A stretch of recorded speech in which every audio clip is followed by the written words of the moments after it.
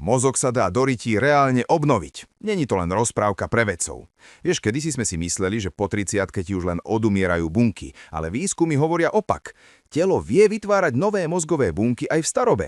To znamená lepšiu pamäť, menej rizika Alzheimeru a hlavu, čo stále maká. Kľúč je látka zvaná BDNF, taký zázračný spúšťač rastu mozgu. A teraz pozor, tie najväčšie bomby na jeho podporu máš priamo v chladničke. Čučoriedky, tie malé modré svine, sú plné antioxidantov. Červené hrozno ti dá resveratrol, zelený čaj EGCG, káva chlorogenovú kyselinu, kurkuma kurkumín. Čia, ľanové semienka a mastné ryby ti dodajú omega-3 a tmavá čokoláda, tá ti rozbehne mozog ako po štarte rakety. Takže na budúce, keď budeš mať pocit, že ti to nemyslí do prdele, neseď s mobilom, daj si hrnček kávy, pár čučoriedok, zapni mozog a nech rastie.